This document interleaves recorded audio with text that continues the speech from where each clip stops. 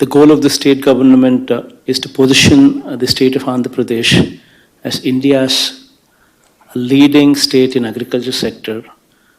And to follow it up, we've taken several measures to get there. Initiatives such as Raitu Bharosa, interest-free crop loans on prompt payment to ensure that, to motivate farmers so that they pay up promptly, and payment of farmers' share of crop insurance premium. This was also very important because we had a situation where a very minuscule number of farmers were paying insurance. Whereas now you have a system where it's mapped to the e-cropping. So you have real farmers who are actually doing agriculture activity, mapped by e-cropping at the RBK level, actually getting involved, and that data actually taken into consideration, and also insurance based on that e-crop data is now visualized in the state of Andhra Pradesh through these RBKs. So we had come up with this, earlier it was creating a difficult situation where some of the farmers were paying, some of the farmers were not paying, and ultimately if a calamity does occur, we had a situation where farmers were put to loss. So to address that, we ensured that payment of farmers' share of premium also was a responsibility of the state government so that farmers are protected well. Then distribution of farm implements on subsidy, both for individual farmers and custom hiring centers, CHCs, have been promoted in a very big way.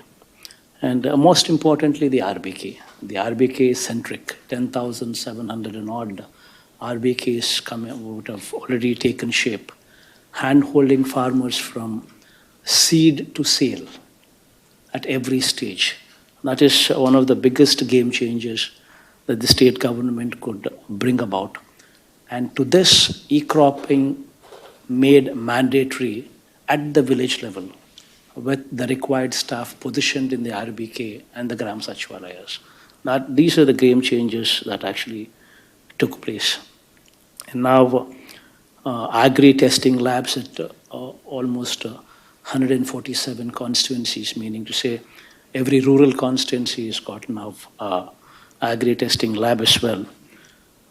So combining all these efforts, we've ensured 10,700 and odd RBKs would have already taken shape, hand-holding farmers from seed to sale at every stage. That is one of the biggest game changers that the state government could bring about. And to this, e-cropping made mandatory at the village level with the required staff positioned in the RBK and the Gram Sachivalayas.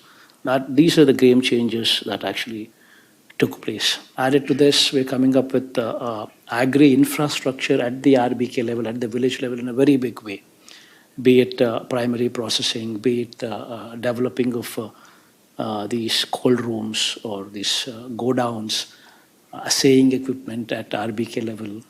And to this, additionally adding a food processing unit at secondary food processing units at Parliament constituency taken as a unit. So all these things are shaping out. As spoken earlier, all these are initiatives what are in the pipeline. Some of them have materialized, some of them, especially the agri-infra, these things are in the pipeline, which require a lot of your support because this will transform agriculture. Because the only way we can add value to the farming community is by getting into this sector where we actually add value to the produce. And that can only take place through primary processing and through secondary food processing.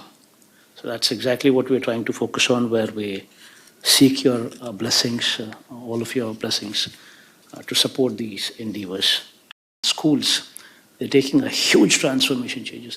Now, all that we just spoke about, getting drones at the RBK level.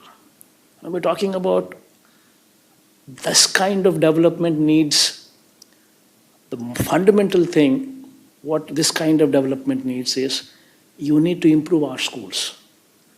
The rural children need to be educated well.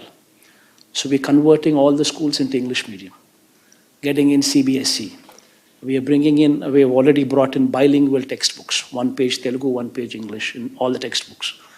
The schools are being upgraded. I mean, every school which requires minimum facilities like clean water, clean bathrooms, fans and lighting in every classroom, the furniture in the classroom, the blackboards, the kitchens, the painting and the finishings. These are the things that we're targeting in Nadu Nedu in school.